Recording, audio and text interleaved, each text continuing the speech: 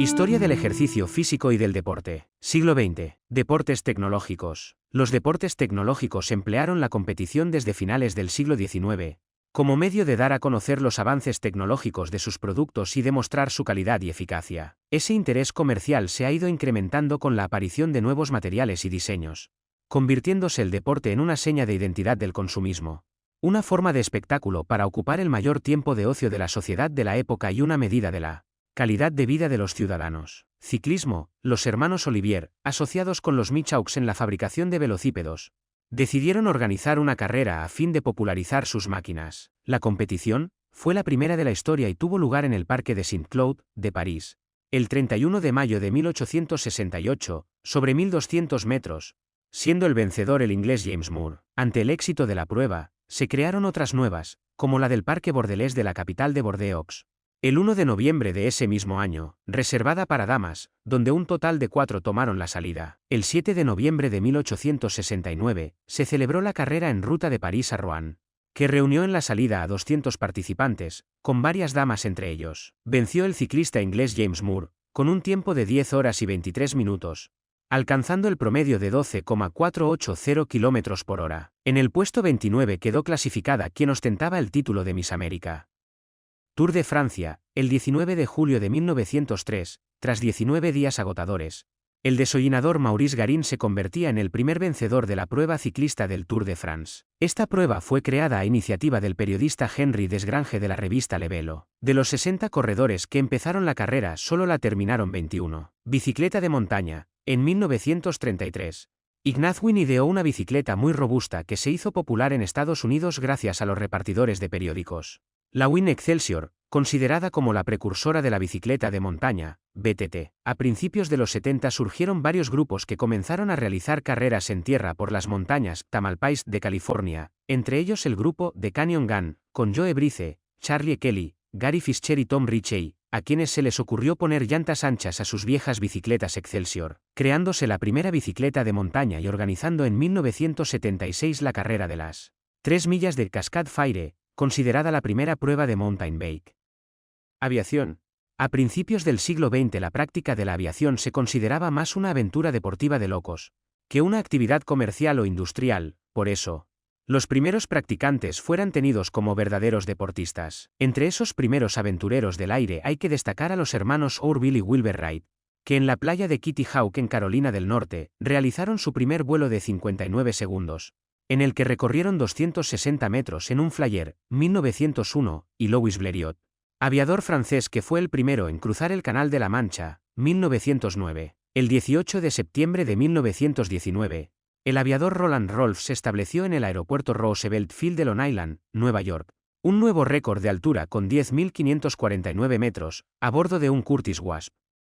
El 22 de enero de 1926, un hidroavión Dornier Wal, bautizado Plus Ultra, sería el primer vuelo en atravesar el Atlántico, despegando de la Rábida, Huelva, para después de recorrer 10.270 kilómetros y empleando 59 horas y 39 minutos, llegar a Buenos Aires, Argentina. Los 4 tripulantes eran el comandante Ramón Franco, el capitán Ruiz de Aldá, el teniente de navío Juan Manuel Durán y el mecánico Pablo Rada. La noticia del despegue se leería en las páginas de todos los periódicos del mundo. El piloto estadounidense Charles Lindbergh llegó a Le Bourget, cerca de París, el 21 de mayo de 1927, tras atravesar en solitario el Atlántico sin escalas, después de salir de New York en su aparato Espíritu de San Luis, considerándosele como un héroe nacional. Automovilismo. El 27 de junio de 1906 se disputó el primer Grand Prix de Le Mans, organizado por el Automóvil Club de Francia, sobre 1.250 kilómetros de distancia en 2 días recorriéndose en un tiempo de 12 horas y 14 minutos, a una velocidad media de 100 km/h, resultando vencedor el piloto húngaro Ferenc Szisz, con un Renault 13 de 90 caballos. Primer circuito automovilístico, Autódromo, de Brooklands, 1907, al sur de Inglaterra y se clausuró en agosto de 1939. Fue financiado y fundado por el empresario británico Hugh Fortescue Lockheed. La pista era ovalada de 4,45 km, al estilo de los hipódromos. Tenía peraltes en los extremos y estaba recubierta de una fina capa de hormigón. El vencedor de la carrera inaugural fue el piloto británico J. E. Heaton, al volante de un Mercedes. En febrero de 1927, el piloto Malcolm Campbell alcanzó el récord de velocidad en tierra, con una marca de 281,439 km/h en su vehículo Blue Bird, aunque le duró poco, puesto que 6 semanas después se lo arrebató el piloto británico Henry Segrave, con 328,041 km/h en el Sunbeam Mystery. No obstante, Campbell volvió a recuperar el récord más adelante, con una marca de 444,7 km/h, aunque en 1967 se mataría al intentar batir un nuevo récord en el Lago District de Inglaterra.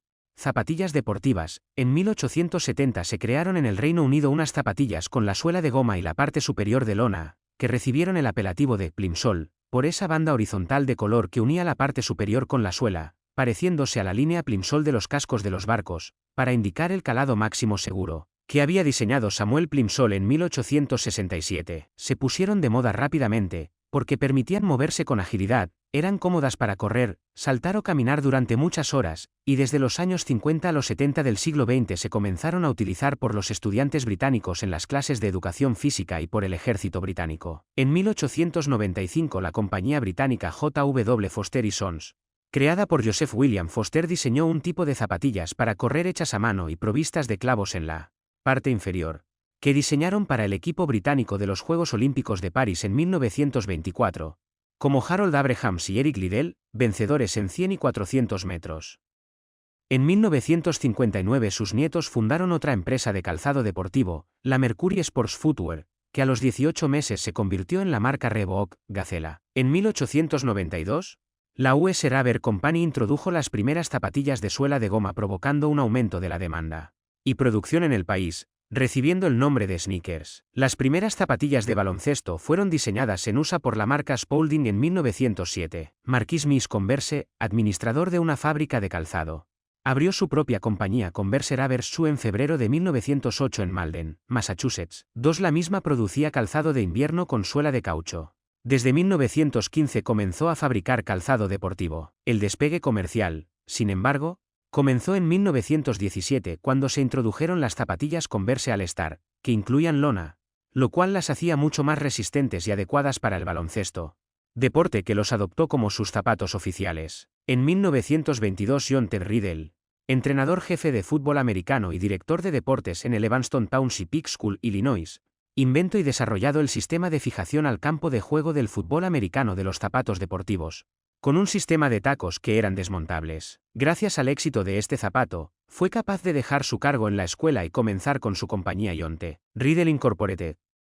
Adolf Adi Dassler empezó a producir sus propias zapatillas de deporte en la lavandería de su madre en Herzogenaurach, Baviera, Alemania, tras su regreso de la Primera Guerra Mundial. En 1924 su hermano, Rudolf Dassler, se unió al negocio, aunque tras regresar de la Segunda Guerra Mundial dejó la empresa para crear la suya, la competidora Puma. Durante la guerra se dedicaron a fabricar equipamiento militar y tras la guerra, la empresa de Adolf siguió creciendo hasta llegar a ser uno de los fabricantes de zapatos atléticos más importantes del mundo, con la creación en 1949 de la marca Adidas, con sus 3 bandas de refuerzo para mejorar su flexibilidad.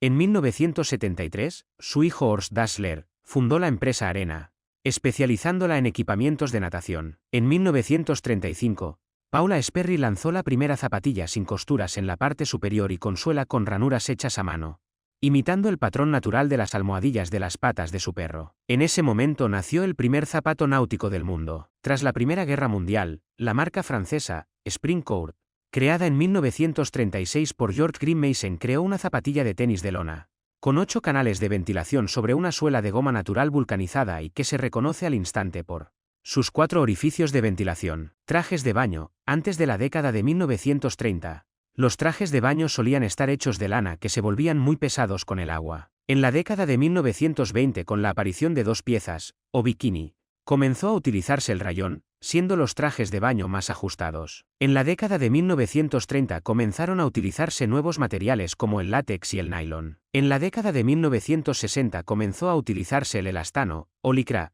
aunque al deteriorarse mucho se sustituyeron por los de poliéster. En 1914 el fabricante Alexander McRae fundó la empresa McRae Osieri Manufacturers para la fabricación de trajes de baño, que posteriormente se denominó McRae Knitting Mills, y en 1928 adoptó el nombre de Speedo, desarrollando su línea de bañadores Razorback, más ceñidos al cuerpo. En la década de 1930 comenzaron a utilizar nuevos materiales como el látex y el nylon. Y en la década de 1960 comenzó a utilizarse el elastano, o licra, aunque al deteriorarse mucho se sustituyó por el poliéster.